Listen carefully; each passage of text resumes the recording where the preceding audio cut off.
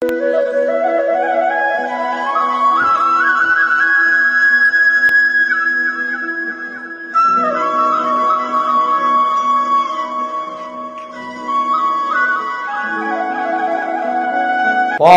தெளிதேனும் பாகும் பருப்பும் இவை நாளும் கடந்துனக்கு நான் தருவேன் கோலம் செய்துங்க கரிமுகத்து தூமணியே நீ எனக்கு சங்கத்தமிழ் மூன்றும் தா. ஞானானந்தமயம் தேவம் நிர்மலஸ்படிகாகிருதிம் ஆதாரம் சர்வ வித்யா நாம் ஹயக்ரீவம் உபாஸ்மகே. நேயர்கள் அனைவருக்கும் அஸ்ட்ரோ கேஎஸ் ஐயங்காரின் பணிவான நமஸ்காரங்கள். சக்தி ஜோதிட குழுவின் சார்பாக விஸ்வாவசு வருஷம் சித்திரை மாத பலன்களை பார்ப்பதற்காக அடியேன் சக்தி சுவாமி ஆகிய நானும் ஆஸ்ட்ரோ கேஎஸ் ஐயங்கார் அவர்களும் டாக்டர் ஹரிஹர சர்மா ஐயா அவர்களும் வந்திருக்கின்றோம். அனைவருக்கும் ஹரிஹர சர்மாவின் பணிவான நமஸ்காரங்கள். நாம் ஒவ்வொரு ட்ரிப்பும் ஒவ்வொரு மாத பலன்கள் பார்க்குறோம், வருஷ பலன்கள் பார்க்குறோம். அதே போல் மெல்ல செல்லும் கிரகங்களுடைய பலன்கள், விரைவாக செல்லும் கிரகங்கள். மெல்ல செல்லும் கிரகங்கள் அப்படின்றத பொறுத்தளவுக்கு அதிகமாக மெல்ல செல்லக்கூடிய கிரகம் சனிப்புத்திர பகவான். சனி பயிற்சி பலன்கள், ராகு கேது பயிற்சி பலன்கள், குரு பயிற்சி பலன்கள் இதெல்லாம் பார்த்துட்டு வந்திருக்கோம். இப்போ அந்த வருஷத்தில் இப்போ பார்க்க போகிறது நிகழும் மங்களகரமான விஸ்வாச வருஷம் சித்திர மாத பலன்களை பார்க்க போகிறோம். இப்போ இந்த சித்திர மாதம் அப்படின்றது விஸ்வாச வருஷத்தில் தொடங்குது. இந்த வருஷம் எப்போ தொடங்குது, இந்த மாதம் எப்போ தொடங்குது அப்படின்னு பார்த்தோம்னாக்க நிகழும் மங்களகரமான விஸ்வாச வருஷம் சித்திர மாதம் ஆங்கில தேதி 14/4/2025 உயர்ந்த கிழமையான திங்கக்கிழமையில் தொடங்குது.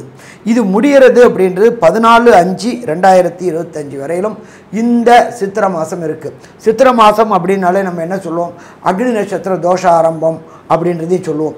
நம்ம அந்த காலகட்டங்களில் பொறுத்தளவுக்கு முன்னோர்களும் மூத்தோர்களும் பெரியோர்களும் என்ன பண்ணுவாங்க, திருமணமான தம்பதிகளை ஆடி மாதத்தில் சேர வேண்டாம்னு சொன்னக்கூடிய காரணம் என்ன அப்படின்னாக்க, ஆடியில் கூடினா சித்திரையில் குழந்தை பிறக்கும், சித்திரையில் அக்னி நட்சத்திரம் அந்த குழந்தையோட உடம்பு சூடு தாங்காது அப்படின்றனால நம்மளுடைய முன்னோர்களும் மூத்தோர்களும் ஒவ்வொரு மாதத்துக்கும் ஒவ்வொரு காரியங்களும் ஒவ்வொரு நற்பலன்களையும் சொல்லிட்டு இருந்தாங்க. அப்படி பார்க்குற காலகட்டங்களில் இந்த சித்திர மாதம் ஏற்படக்கூடிய நிகழ்வுகள், முக்கியமான நிகழ்வுகள் என்னென்னன்றதை ஃபஸ்ட்டு பார்க்கலாமா? ஃபஸ்ட்டு 23/4/2025 வாஸ்து நாள். வாஸ்து நாள் அப்படின்றது வருஷத்துக்கு 8 நாள் தான் வரும். அப்போ வாஸ்து புருஷர் கண் விழிக்கக்கூடிய நேரம், நம்ம அந்த வாஸ்து பூஜை பண்ணக்கூடிய நேரம் காலையில் 8:04 9:34 வாஸ்து பூஜை போடக்கூடிய நேரம். சரி, அதுக்கு அடுத்தது என்ன அப்படின்னு பார்த்தோம்னாக்க 25/4/2025 திருவண்ணாமலையில் ஸ்ரீ ரமண மகரிஷி பிறந்த 75வது ஆராதனை தினம் அந்த 25/4 கொண்டாடப்படுது. சரி, அதுக்கு அடுத்தது பார்த்தோம் அப்படின்னு சொன்னாக்க 27/4/2025 சித்திர மாதம் வரக்கூடிய அமாவாசை தினம். அதுக்கு அடுத்தது பார்த்தோம் அப்படின்னாக்க 30/4/2025 நம்ம எல்லாருமே, அதாவது நம்ம கொண்டாடுறோமோ இல்லையோ நகைக்கடைக்காரங்க கண்டிப்பாக அதை கொண்டாடுவாங்க. அது என்ன அப்படின்னாக்க அக்ஷய திருதியை. சூரியனும் சந்திரனும் சம உச்ச காலகட்டங்களில் வர்றதுக்கு அக்ஷய திருதியை. இந்த அக்ஷய திருதியை பற்றி நாங்கள் தனியாக ஒரு வீடியோ போடுறோம். இப்போ அந்த அக்ஷய திருதியை வரக்கூடிய காலகட்டங்கள் 30/4/2025. பொன்னாப்டாலும் புதன் ஆப்பிடாது அப்படிம்பாங்க. அப்படியேற்பட்ட புதந்தமான புதன்கிழமையில் வருது அக்ஷய திருதியை. அதுக்கு அடுத்தது பார்த்தோம்னாக்க 4/5/2025 எப்பொழுதுமே பார்த்தோம்னாக்க சூரியன் பரம உச்சத்தில் வர்றது மேஷத்தில். அந்த பரம உச்சத்தில் வர்றது தான் அக்னி நட்சத்திர தோஷ ஆரம்பம். இந்த அக்னி நட்சத்திர தோஷ ஆரம்பத்தில் எந்த விதமான சுப காரியங்களும் நம்மளுடைய சார்ந்தவங்க கொண்டாட மாட்டாங்க. இந்த அக்னி நட்சத்திரம் 4-21 வரலும் இருக்குது. அது வைகாசியில் வந்துடுது. அப்போ அக்னி நட்சத்திர தோஷ ஆரம்பம். சரி, அதுக்கு அடுத்தது பார்த்தோம் அப்படின்னாக்க 12/5/2025 திங்கக்கிழமை. எல்லா பௌர்ணமிக்கும் ஒவ்வொரு விசேஷ தினங்கள் உண்டு. இந்த சித்திர மாதம் வரக்கூடிய பௌர்ணமிக்கு பேர் சித்ரா பௌர்ணமி அப்படின்னு பேர். அதை தவிர இந்த காலகட்டங்களில் மதுரையில் கள்ளழகர் ஆற்றில் இறங்கக்கூடிய காலகட்டம். வரலாறு புகழ்பெற்றது, உலக புகழ்பெற்ற மதுரையில் உள்ள கள்ளழகர் ஆற்றில் இறங்கக்கூடிய நாள் அந்த 12/5/2025 திங்கக்கிழமை. சரி, இதுக்கு அடுத்தது இந்த விஸ்வாச வருஷம் சித்திர மாதம் பிறக்கக்கூடிய நாட்களில் என்னென்ன கிரகங்கள் எந்தெந்த இடத்துல இருக்குது அப்படின்றத பார்ப்போம். காலபுருஷ தத்துவத்தின்படி மேஷத்தில் சூரிய பகவானும், அதுக்கு அடுத்தது காலபுருஷ தத்துவத்தைப்படி 2ஆம் இடமான ரிஷபத்தில் குரு பகவானும், 4ஆம் இடமான கர்க்கடகத்தில் செவ்வாய் பகவானும், மற்றும் 6ஆம் இடமான கன்னியில் கேது பகவானும், மற்றும் கும்பத்தில் சனி பகவானும், புத பகவான், சுக்கிர பகவான், ராகு பகவான் மீனத்திலையும் இருக்கக்கூடிய காலகட்டங்களில் இந்த சித்திரை மாதம் பிறக்குது. இந்த சித்திரை மாதத்தில் விசேஷங்கள் அப்படின்றது சொன்னோம். இதில் இந்த காலகட்டங்களில் 2 மெல்ல செல்லும் கிரக பயிற்சிகள் இருக்குது. அந்த 2 கிரகங்கள், ஒன்று ராகு, இன்னொன்று கேது, அடுத்தது குரு பயிற்சி. இதை பற்றி நம்மளுடைய அஸ்ட்ரோ கேஎஸ் ஐயங்கார் அவங்க விரிவாகவும் விளக்கமாகவும் சொல்லுவாங்க. ஐயா, அற்புதமாக சொன்னீங்க. அதாவது விஸ்வாவசு வருஷத்தின் முதல் மாதமான சித்திரை மாதத்தில் பார்த்தீர்களேயானால் வரக்கூடிய கிரகச்சாரங்களில் மிக முக்கியமான கிரகச்சாரம் அப்படின்னு, கிரக கோள் சாரம் அப்படின்னு சொல்லக்கூடியது வந்து ராகு கேத்துவின் பெயர்ச்சி 26/4/2025 வருது. இது வந்து ஒரு பெரிய மாற்றத்தை ஏற்படுத்தக்கூடிய நிகழ்வு. ஏன்னா ராகு கேத்துன்றது வந்து 1.5 வருஷத்துக்கு ஒரு தரம் ஒரு ராசியிலிருந்து அடுத்த ராசியில் மாறக்கூடியது. இப்போ நம்ம மாத கிரகங்களை பற்றி பேசுகிறோம், அதாவது சித்திரை மாதத்தை பற்றி பேசுகிறோம். எப்படியும் ராகு கேத்து பயிற்சியின் தனியாக வீடியோ போடுவோம். அதை தவிர குரு பயிற்சியும் நடக்கிறது. குரு பயிற்சி 11/5/2025 நடக்கிறது. குரு ரிஷப ராசியிலிருந்து மிதுன ராசிக்கு போகிறார். ராகுவும் கேத்துவும் பார்த்தோம்னா ராகு மீன ராசியிலிருந்து அப்பிரதட்சணமாக சுற்றுவார். அதனால் வந்து கும்பத்துக்கும், கேத்து கன்னியா ராசியிலிருந்து சிம்ம ராசிக்கும் வரார். இந்த மாதம் சித்திரை மாதத்தில் இருக்கக்கூடிய மாத கிரகங்களில் என்ன விசேஷம் அப்படின்னு பார்த்தோம்னா, சுக்கிரன் வக்கர கதியில் இருக்கக்கூடிய சுக்கிரன் 4 நாட்கள் மட்டுமே இந்த மாதம் பிறந்ததுலேருந்து வக்கரத்தில் இருக்கார். அதுக்கப்புறம் வந்து சுக்கிரன் உச்சம் பெற்று போய் இருக்கார். இதற்கு மேலே பரிவர்த்தனை யோகமும் வருது. குருவும் சுக்கிரனும் இந்த மாதம் மொத்தம் பரிவர்த்தனை யோகத்தில் இருக்கக்கூடியது பெரிய விசேஷம். ஏன்னா 11ஆம் தேதி 11/5 தான் மாறுறார்.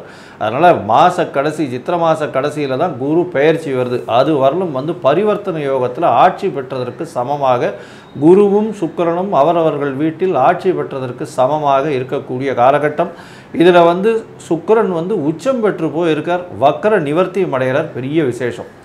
அடுத்தது பார்த்தீங்கன்னா புதன் வந்து இந்த மாதம் மொத்தமே பார்த்தீங்கன்னா ஒரு 15 தேதி வரலும், இந்த மாதத்தினுடைய 15 தேதி வரலும், அதாவது 30/4/2025 வரலும் பார்த்தீங்கன்னா புதன் மீன ராசியில் நீச்சப்படுறார். என்ன சார் இது நீச்சப்படுறாரே புதன்னா, நீச்ச பங்கம் அடைஞ்சு ராஜயோகத்தை கொடுக்கக்கூடிய காலகட்டமாக இந்த சித்திரை மாதம் அமையிறது. எல்லா ராசிக்காரர்களுக்கும் பெரிய ஏற்றத்தை கொடுப்பார். கல்விக்கு அப்படின்னு சொல்லிங்கன்னாலே புதனை எடுக்காமல் இருக்கவே முடியாது. எந்த ஒரு நுண்ணறிவு சம்பந்தப்பட்ட எந்த ஒரு என்ன சொல்கிறது ஒரு விஷயங்களை எடுத்து நுண்ணறிவு செய்து பார்க்கணும் அப்படின்னாலே அதுக்கு புதனுடைய இது வேணும். புதன் இப்போ நீச்சப்பட்டிருந்தாலும் நீச்ச பங்கம் அடைகிறதுனால மிகப்பெரிய ராஜயோகத்தை கொடுக்கக்கூடிய வல்லமையில் இந்த மாதத்தில் இருக்க. சரி, அதற்கடுத்து உண்டான இன்னொரு கிரகம் பார்த்தேனால் சூரியன் உச்சம் பெற்று போயிருக்கார். இந்த மாதம் வந்து சித்திரை மாதம் எப்போவுமே மேஷத்தில் சூரியன் உச்சம் பெற்று போயிருக்கார். செவ்வாய், சூரியனுக்கு வீடு கொடுத்த செவ்வாய், அதாவது மேஷத்தினுடைய அதிபதியான செவ்வாய் பார்த்தோம்னா இந்த மாதம் மொத்தம் நீச்சப்பட்டு போயிருக்கார். இது வந்து இந்த மாதத்தினுடைய கோள் சாரத்தினுடைய முக்கியமான நிகழ்வுகள். ஏன்னா புதன் நீச்ச பங்கம் அடைகிறார், சுக்கிரன் உச்சம் பெற்று போயிருக்கார், பரிவர்த்தனை யோகம் அடைஞ்சிருக்கார். அது தவிர செவ்வாய் நீச்சம் பெற்று போயிருக்கார். செவ்வாய் வீட்டில் இருக்கக்கூடிய சூரியன் உச்சம் பெற்று போயிருக்கார். இதெல்லாம் வச்சு இந்த மாதத்தில் வரக்கூடிய மாற்றங்கள் ஒரு ராசிக்கும் எந்த அளவுக்கு ஏற்றத்தை கொடுக்கும், எந்த அளவு ஏமாற்றத்தை கொடுக்கும் அப்படின்றத மேஷம் முதல் மீனம் வரை ஒன்னொன்னாக இப்போ பார்க்கலாம். கடகம், புனர்பூசம், பூசம், ஆயில்யம், இந்த 3 நட்சத்திரம் 9 பாதங்களை கொண்ட ராசியின் அதிபதி அப்படின்னு சொல்லக்கூடியவர் வந்து அதிவேகமாக செல்லக்கூடிய சந்திரன். இந்த சந்திர பகவான் மிகவும் வேகமாக செல்லக்கூடிய ஒரு கிரகம். ஒரு 2.25 நாளில் ஒரு ராசியிலிருந்து அடுத்த ராசிக்கு போவார். சரி, இப்போ நம்ம வந்து இந்த மாத பலனை பார்க்க வரும்போது மாத கிரகங்கள்னு சொல்லக்கூடிய சூரியன், செவ்வாய், புதன் மற்றும் சுக்கிரன், இந்த 4 கிரகங்களுடைய மாற்றங்களும் இந்த மாதத்தில் மெதுவாக செல்லக்கூடிய கிரகங்களுடைய மாற்றங்களும் வச்சு நம்ம இப்போ பேசுகிறோம். மெதுவாக செல்லக்கூடிய கிரகம்னு சொல்கிறது இந்த மாதத்தில் வந்து ராகு கேது மற்றும் குரு மாத கடைசியில் போகிறார். அதனால் அடுத்த மாதத்தில் பார்த்துக்கலாம். இந்த மாதத்தில் வந்து ராகு கேத்துவினுடைய மாற்றங்கள் என்ன ஒரு விளைவை கொடுக்கும். சரி, இந்த மாதத்தில் பார்த்தலையானால் உங்களுடைய ராசிக்கு 8ஆம் இடத்துல சனி. என்ன சார் எடுத்த உடனேவே இவ்வளோ பெரிய குண்டை போடுறீங்க, அஷ்டமத்து சனியை சொல்லிட்டீங்களே சார், என்ன சார் இது? 8ஆம் இடத்தில் சனி ஆட்சி பெற்று மூலத்திரிகோண வீட்டில் இருக்கார். அதனால் உடல் நலத்தில் ரொம்ப ஜாகிரதையாக இருக்கிறது நல்லது.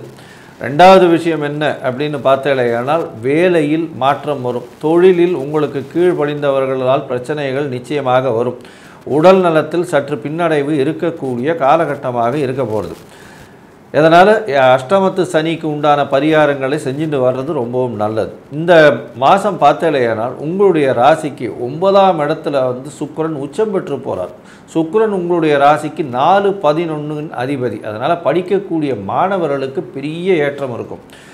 எது நினைத்தார்களோ அது நிச்சயமாக சம்பவிக்கும். அதை தவிர பார்த்தலையானால் அதிகமான முயற்சி போட வேண்டிய கட்டாயம் இருக்கும். ஏன்னா 4ஆம் அதிபதி 9ஆம் இடத்துல உச்சம் பெற்று போயிருக்கிறதுனால மேல் படிப்பு காரணமாக வெளிநாடு வெளியூர் போய் வரக்கூடிய வாய்ப்புகள், அஷ்டம சனின்றதுனால வீட்டை விட்டு பிரிந்து போக வேண்டிய கட்டாயமும் வரும். 9ஆம் இடத்தில் சுக்கிரன் இருக்கிறதுனால படிப்புக்காக வெளிநாடு போய் வரக்கூடிய வாய்ப்புகள் நிச்சயமாக உண்டு. இதை தவிர பார்த்தலையானால் 11ஆம் அதிபதியான சுக்கிரன் 9ஆம் இடத்திலும் 9ஆம் அதிபதியான குரு 11ஆம் இடத்திலும் இருந்து பரிவர்த்தனை யோகம் வேற பெறுறாங்க. இந்த சுக்கிரன் இந்த வாட்டி ரொம்ப பெரிய ஏற்றத்தை இந்த கடகராசிக்காரர்களுக்கு கொடுக்க போகிறார். ஏன்னா 11ஆம் இடத்தில் 11ஆம் அதிபதி ஆட்சி பெற்று போயிருக்கார். அந்த அளவுக்கு பரிவர்த்தனை யோகத்தில் பெரிய ஏற்றம் கிடைக்கக்கூடிய காலகட்டமாக இருக்கும். இதனால் என்ன வரும் அப்படின்னா, 2வது திருமணத்திற்கு பார்த்து கொண்டு இருப்பவர்களுக்கும் 2வது திருமணம் ஆகக்கூடிய வாய்ப்புகள் உண்டு. அதை தவிர முதல் திருமணத்திற்கு பார்த்து கொண்டிருக்கக்கூடிய இளைஞர்களுக்கு கண்டிப்பாக திருமண பாக்கியம் நிச்சயமாக கைகூடும். குழந்தை பிராப்தியும் ஏற்படக்கூடிய வாய்ப்புகளும் நிச்சயமாக உண்டு. இதை தவிர பார்த்தீங்கன்னா உங்களுடைய தாயின் உடல்நிலையில் நல்ல ஒரு ஏற்றம் இருக்கும். தாயின் சொத்துக்கள் சேரக்கூடிய வாய்ப்புகள் நிச்சயமாக இருக்கும். ராகு கேத்துவின் பெயர்ச்சியின் மூலமாக பார்த்தீங்கன்னா ராகு உங்களுடைய ராசிக்கு 8ஆம் இடத்துல போயிருக்கார், சனியோடு சேர்ந்துருக்கார். அதனால் மறைந்த இடத்திலிருந்து நிச்சயமான பெரிய தொகையோ பொருளாதாரத்தில் பெரிய வளர்ச்சியோ மாற்றங்களோ நிச்சயமாக வரும். அது தவிர பேச்சில் ரொம்ப ஜாகிரதையாக இருக்கணும். 2ஆம் இடத்துல கேத்து பகவான் இனிமேல் இந்த ராகு கேத்து பயிற்சிக்கு அப்புறம் ரொம்ப ஜாகிரதையாக இருக்கிறது நல்லது. நீங்கள் எதை பேசினீங்கன்னாலும் அதை தவறாக புரிந்து கொள்ளக்கூடிய வாய்ப்புகள் மிகவும் உண்டு. இப்போ பார்த்தீங்கன்னா இந்த சித்திரை மாதம் விஸ்வாவசு வருஷத்தில் புதனுடைய மாற்றம், செவ்வாயினுடைய மாற்றம் மற்றும் சூரியனுடைய உச்சம் இது எந்த அளவுக்கு இருக்குது? ஏன்னா புதனும் செவ்வாயும் நீச்சப்பட்டு போயிருக்காங்க. இது எந்த அளவுக்கு உதவும்? சூரியன் உச்சம் பெற்று போயிருக்கார், குடும்பாதிபதி. அவர் எந்த அளவுக்கு மாற்றத்தை இந்த கடகராசிக்காரர்களுக்கு எடுத்து கொடுப்பார் அப்படின்றத பற்றி ஐயா ஹரிஹர சர்மா கிட்ட கேட்போம். ஐயா நல்லா அற்புதமாக சொன்னீங்க. கடகராசிக்காரர்கள், கடகராசியை சேர்ந்த அன்பர்களுக்கு நீண்ட நாட்களாக அரசு தொடர்புடைய உத்தியோகத்துக்காக ட்ரை பண்ணிகிட்டு இருக்கிறவங்க, என்னென்ன எக்ஸாம், டிஎன்பிஎஸ்சி, யூபிஎஸ்சி எக்ஸாம் எழுதக்கூடியவர்களுக்கு கண்டிப்பாக இந்த சித்திரை மாதத்தில் அரசு தொடர்புடைய உத்தியோகங்கள் கிடைக்கக்கூடிய வாய்ப்புகள் உண்டு. அடுத்தது அரசு தொடர்பில் கடந்த காலகட்டங்களில் கான்ட்ராக்ட் லேபராக இருந்தவங்களுக்கு, கான்ட்ராக்ட் பணியாளர்களாக இருந்தவங்களுக்கு கன்ஃபார்ம் ஆகக்கூடிய வாய்ப்புகள் உண்டு. சூரிய பகவான் அப்படின்றது அரசுக்கு உண்டான பதவிக்கு உண்டான ஆளும் கிரகம் இந்த மாதத்தில் உச்சம் பெற்றிருக்கிறதுனால கண்டிப்பாக அரசு வேலை கிடைக்கக்கூடிய வாய்ப்புகள் உண்டு. நீண்ட நாட்களாக பணி நிரந்தரம் ஆகாமல் இருந்தவர்களுக்கு பணி நிரந்தரம் கிடைக்கக்கூடிய வாய்ப்புகள் உண்டு. இதை தவிர காம்படிட்டிவ் எக்ஸாம் எழுதக்கூடியவங்க, இந்த கடகராசியை சேர்ந்த அன்பர்கள், ஐஐடி, ஜேஇஇ, நீட் எழுதக்கூடிய அன்பர்களுக்கு அதில் எதிர்பாராத வெற்றி கிடைக்கக்கூடிய வாய்ப்புகள் உண்டு. எதிர்பார்த்த யூனிவர்சிட்டி, அது வெளியூராக இருக்கட்டும், அது வெளிமாநிலமாக இருக்கட்டும், வெளிநாடாக இருக்கட்டும் கிடைக்கும். எப்படி சாமி சொல்கிறீங்க? அஷ்டமத்தில் ராகு கூட ஆட்சி பெற்ற சனி பகவான், கண்டிப்பாக வெளியூர் வெளிமாநிலம் தொடர்பு ஏற்படக்கூடிய வாய்ப்புகள் உண்டு. விரும்பிய பல்கலைக்கழகங்களில் விரும்பிய கோர்ஸ் கிடைக்கக்கூடிய வாய்ப்புகள் உண்டு. இது மட்டுமா, கடகராசியை சேர்ந்த அன்பர்களுக்கு, வேலை பார்க்கக்கூடிய அன்பர்களுக்கு ஷார்ட் ட்ரிப் போகக்கூடிய வாய்ப்புகள் உண்டு. வெளியூர் வெளிமாநில டெப்டேஷன் போகக்கூடிய வாய்ப்புகள் உண்டு. எப்பொழுதுமே கடகம் அப்படின்னா மனோதிரம் அதிகமாக உள்ளவங்க. இந்த அஷ்டமத்து சனி நடந்தாலும் கூட ராகுவும் சேர்ந்து இருக்கிறதுனால நல்ல பலன்களை கிடைக்கக்கூடிய வாய்ப்புகள் உண்டு. இதை தவிர 11ஆம் இடத்துல குரு பகவான் இருக்கிறார். நீண்ட நாட்களாக கடகராசியை சேர்ந்த அன்பர்களுக்கு திருமணம் தடையும் தாமதமும் ஏற்பட்டுக்கிட்டு இருந்த அன்பர்களுக்கு கண்டிப்பாக இந்த சித்திரை மாதம் நிச்சயதார்த்தம் நடக்கக்கூடிய வாய்ப்புகள் உண்டு. அதற்கு உண்டான ஏற்பாடுகளும் நடக்கக்கூடிய வாய்ப்புகள் உண்டு. அதே போன்று 4ஆம் இடத்து அதிபதியான சுக்கிர பகவான் 10ஆம் இடத்துல உச்சம் பெற்றிருக்கிறதுனால சின்னத்திரை பெரிய திரை கலைஞர்களுக்கு நீண்ட நாட்களாக வாய்ப்பு இல்லாமல் வீட்டிலேயே முடங்கி கிடந்த சின்னத்திரை பெரிய திரை கலைஞர்களுக்கு கண்டிப்பாக வாய்ப்பு கிடைக்கக்கூடிய வாய்ப்புகள் உண்டு. அதுவும் வெளியூர் வெளிமாநிலம் வெளிநாட்டில் ஷூட்டிங் கிடைக்கக்கூடிய வாய்ப்புகள் உண்டு. சாஃப்ட்வேர் இன்ஜினியர், புரோகிராமர் இவங்களுக்கு எல்லாருக்குமே, அதே போல் பேக்எண்டில் இயங்கக்கூடிய அக்கௌண்ட்ஸ் ரிலேட்டட் உள்ளவங்களுக்கும் இந்த காலகட்டங்களில் வாய்ப்புகள் உண்டு. 2ஆம் இடத்தில் கேது பகவான் இருக்கிறாரு. அப்போ 2ஆம் இடத்துல கேது பகவானும் 8ஆம் இடத்தில் ராகு பகவானும் சனி பகவானோட இருக்கிறதுனால, சனி பார்வை இருக்கிறதுனால கணவன் மனைவிக்குள்ளார சின்ன சின்ன கருத்து வேறுபாடுகள் ஏற்பட உண்டு. ஏன்னா சனி பார்த்த இடம் பாழ் அப்படிம்பாங்க. சனி பகவான் உங்களுடைய 2ஆம் இடமான குடும்பஸ்தானத்தில் உண்டான இன்னொரு பாப கிரகமான கேதுவை பார்க்கறதுனால ஹஸ்பண்டுக்குள்ளார டிஃபரெண்ட் ஆஃப் ஒப்பீனியன் வரக்கூடிய வாய்ப்புகள் உண்டு. அப்போ அது முன்னெச்சரிக்கையோடு தடுக்கணும் அப்படின்னு சொன்னாக்க தேவையற்ற வாதம், தேவையற்ற விதாண்டாவாதத்தை தவிர்ப்பது நல்லது. விட்டு கொடுக்குறவங்க கெட்டு போவதில்லை, கெட்டு போகணும்னு நினைக்கிறவங்க விட்டு கொடுக்க போவதில்லை. நாமளே விட்டு கொடுக்கலாம் இருந்தோம்னாக்க குடும்பத்தில் ஏற்படுகின்ற குழப்பங்கள் அத்தனையும் தீரக்கூடிய வாய்ப்புகள் உண்டு. இதை தவிர 3க்கும் 12க்கும் உடைய புத பகவானானவர் 9ஆம் இடத்தில் நீச்சம் அடைஞ்சிருக்காரு. கூட சுக்கிர பகவானும் சேர்ந்து நீச்ச பங்கம் ஏற்பட்டிருக்கிறாரு. அப்போ மேல்நாட்டுக்கு சென்று படிக்கணும்னு நினைக்கக்கூடியவங்க, மேல்நாட்டுக்கு சென்று உயர்கல்வி படிக்கணும்னு நினைக்கிறவங்களுக்கு அத்தனை பேருக்கும் இந்த காலகட்டங்களில் வெற்றி வெற்றி வெற்றி கிடைக்கக்கூடிய வாய்ப்புகள் உண்டு. மொத்தத்தில் பார்த்தோம்னாக்க கடகராசி என்பவர்களுக்கு இந்த விசுவாச வருஷம் சித்திர மாதம் ஆனந்தமான மாதம், அற்புதமான மாதம்னு சொல்லலாம். இருந்தாலும் ஒரு சில நாட்கள் தவிர்க்கக்கூடிய நாட்கள், சுபகாரியங்கள் தவிர்க்கக்கூடிய நாட்கள் அப்படின்றது சந்திராசிரம தினங்கள். அது என்ன தினங்கள், எந்தெந்த நாள் வருது அப்படின்றத பற்றி ஐயா சொல்லுவாங்க. இதை தவிர இந்த கடகராசியை சேர்ந்த நண்பர்களுக்கு தசாநாதனோ புத்திநாதனோ அந்தரநாதனோ சூட்சுமநாதனோ சரியில்லை என்றால் நடக்கக்கூடிய கெடுபலன்களை எப்படி நல்ல பலன்களாக மாற்றணும், என்ன தெய்வத்தை வணங்கணும், என்ன தானியம் நவதானியம் தர்மம் பண்ணணும் அப்படின்றத பற்றியும் ஐயா டாக்டர் சக்தி சோமையா அவங்க விரிவாகவும் விளக்கமாகவும் சொல்லுவாங்க. கடகராசி நேயர்கள், உங்களுடைய அதிபதி வந்து சந்திர பகவான். அந்த சந்திர பகவான் வந்து தண்ணிக்கெல்லாம், தண்ணி எண்ணெய் இதுக்கெல்லாம் அதிபதி. அப்போ இப்போ சித்திரை மாதம் நடந்துட்டுருக்கிறது. இந்த சித்திரை மாதத்தில் வந்து வெயில் காலம். இப்போ வெயில் காலமாக இருக்கிற காரணத்தினால நீர்மோர் கலந்து உங்கள் வீட்டுக்கு வெளியில் வச்சுட்டிங்கன்னா போகிறவங்க வர்றவங்கெல்லாம் கூட சாப்பிடலாம். அது மாதிரி செய்யலாம். இல்லை கோயில்களில் போயிட்டு, இப்போ சந்திரன்னா அன்னைக்கு உண்டான கிழமைங்கிறது திங்கட்கிழமை.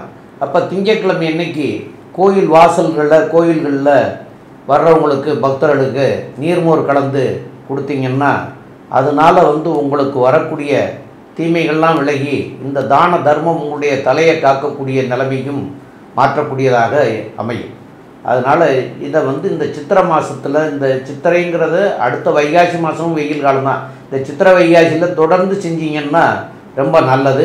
முடியாதவங்க அந்த திங்கட்கிழமை அன்னைக்கு ஒரு நாள் மாத்திரம், அதாவது சந்திரன்னா திங்கள், அப்போ திங்கட்கிழமை ஒரு நாளாவது எல்லா திங்கட்கிழமைகள்லையும் பண்ணிட்டு வந்தீங்கன்னா கண்டிப்பாக நன்மையாக மாறக்கூடிய வாய்ப்புகள் உண்டு. இந்த மாதத்தில் வந்து உங்களுக்கு சந்திராஷ்டம தினங்கள் அப்படின்னு சொல்லக்கூடிய தினங்கள் வந்து 24/4/2025 வியாழக்கிழமை அன்னைக்கு இரவு 11:58க்கு ஆரம்பமாகுது. அப்போது அதில் இருந்து உங்களுக்கு சந்திராஷ்டம தினம் ஆரம்பமாகுது. அப்போ தொடர்ந்து 25/4/2025 வெள்ளிக்கிழமை, 26/4/2025 சனிக்கிழமை இரவு 2:45 வரைக்கும் இருக்குது.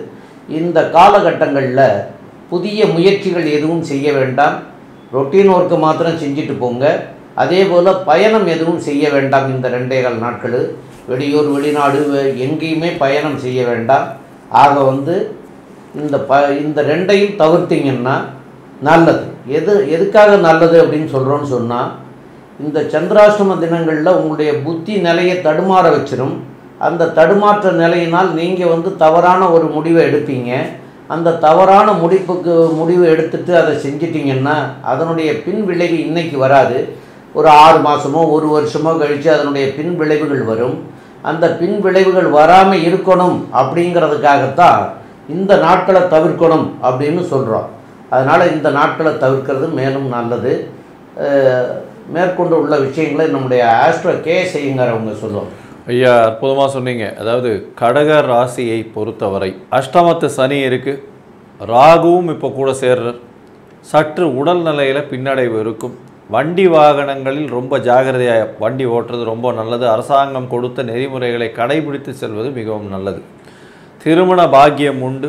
இரண்டாவது திருமண பாக்கியமும் நிச்சயமாக உண்டு. குழந்தை பிராப்தி ஏற்படக்கூடிய வாய்ப்புகள் உண்டு. வீடு மனை வாகனங்கள் வாங்கக்கூடிய வாய்ப்புகள் நிச்சயமாக இருக்கும். படிக்கக்கூடிய மாணவர்கள் வெளிநாடு சென்று படிக்கக்கூடிய யோகம் உண்டு. தந்தையின் மூலியமாக அபரிமிதமான ஆதாயம் கிடைக்கும். திடீர் பொருள் வரக்கூடிய வாய்ப்புகள் நிச்சயமாக இருக்கும். வியாபாரத்தில் பெரிய ஏற்றம் இருக்கும். பார்ட்னர்ஷிப் தொழிலில் சிறு சிறு இன்னல்கள் இருக்கக்கூடிய வாய்ப்புகள் உண்டு. வேலையில் மாற்றங்கள் வரக்கூடிய வாய்ப்புகள் இருக்கும். வேலையில் உங்களுடைய மேலதிகாரிகள் கூட சிறு சிறு பிரச்சனைகள் இருக்கக்கூடிய வாய்ப்புகள் நிச்சயமாக இருக்கும். பேச்சில் சற்று கவனம் தேவை. உங்களுடைய யோகர்னு சொல்லக்கூடிய செவ்வாய் உங்கள் ராசியில் நீச்சப்பட்டு இருக்கிறது அந்த அளவு விசேஷம் இல்லை. இதனால் தொழிலில் இன்வெஸ்ட்மெண்ட், அதாவது மூலதனம் போடுவதை மிகவும் ஜாகிரதையாக பார்த்து போடுறது நல்லது. இந்த மாதத்தில் சித்திரை மாதம் விஸ்வாவசு வருஷத்தில் பார்த்தடையானால் உங்களுடைய பேச்சில் ரொம்ப கவனமாக இருக்கிறது நல்லது. கேது பகவான் ராசிக்கு 2ஆம் இடத்துல இருக்கிறதுனால பேச்சில் சற்று குழப்பத்தை, பேச்சில் சற்று பிரச்சனையை ஏற்படுத்துவார்.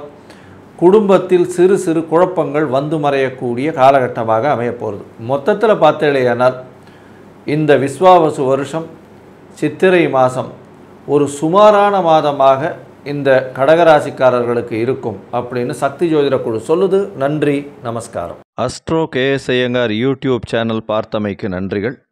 மேலும் இது போன்ற ஆன்மீக ஜோதிஷ தகவல்கள் உங்களை அடைய astro KS Iyengar YouTube channel subscribe செய்யவும், பெல் ஐக்கானை மறக்காமல் அழுத்தவும். நன்றி, வணக்கம்.